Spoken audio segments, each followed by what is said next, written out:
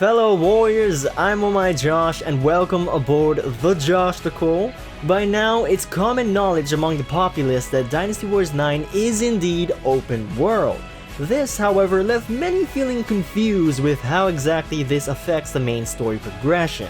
Lucky for you, Daddy Omega Force has released the juicy infos you've been waiting for. So pull out your meat buns and let's get jiggy with it. At its core, Dynasty Warriors 9 still follows the historical flow of the Three Kingdoms era. Now I want you to throw out any preconceived concepts of how the story worked in past Dynasty Warriors games out the window, because from this point onward, it's uncharted territory. Remember the what-if scenarios and hypothetical routes from Dynasty Warriors 8? Yep, those are gone. We'll talk more about this in a bit, but for now we need to talk about the inner workings of the story progression.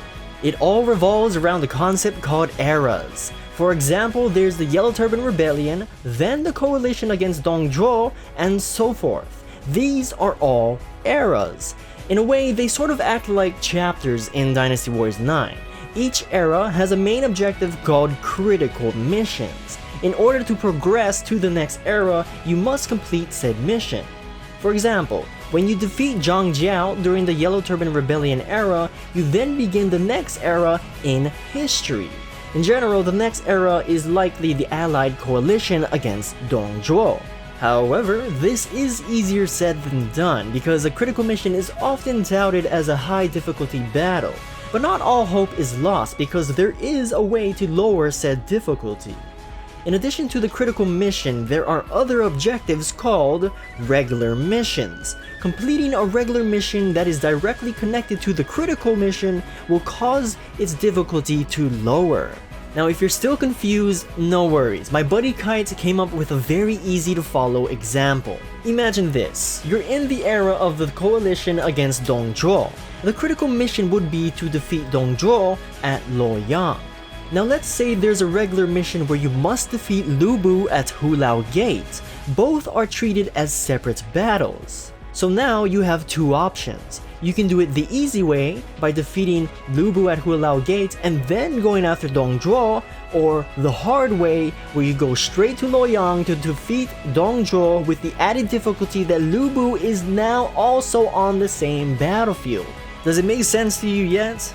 No? Well, too bad, because we're moving on. There are also lesser objectives called requests, where you fulfill the quests given to you by other characters. Other than that, there's nothing else that was said about it. Since eras have become the new standard for story progression, this means the story no longer focuses solely on an entire kingdom, but more specifically on the warrior you play as. We've been told by Omega Force that every playable character fulfills different roles. Now this is where it gets interesting.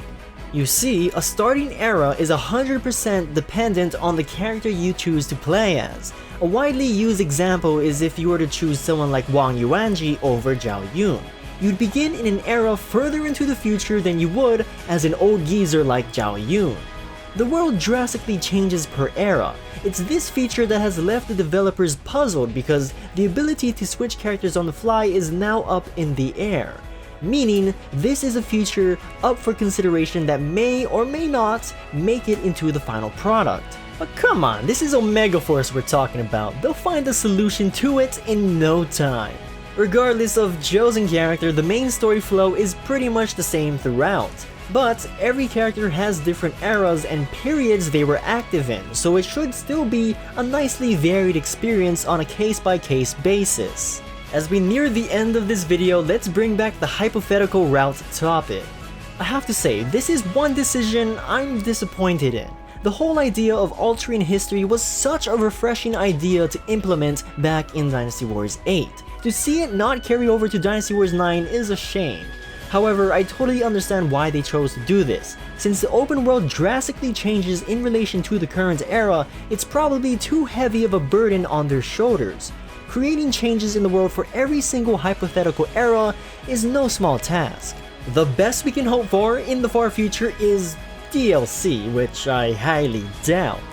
If you really want to go down the rabbit hole, you can even say hypothetical routes can return in Dynasty Warriors 10. Okay, let's not get too far ahead of ourselves now.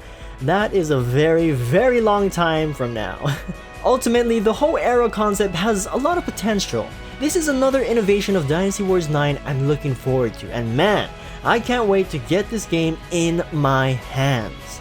However guys, that's pretty much it for the video, so until the next batch of juicy info, stay tuned for more Musou greatness. I'm OhhhhMyJosh, and remember, do not pursue Liu Boo!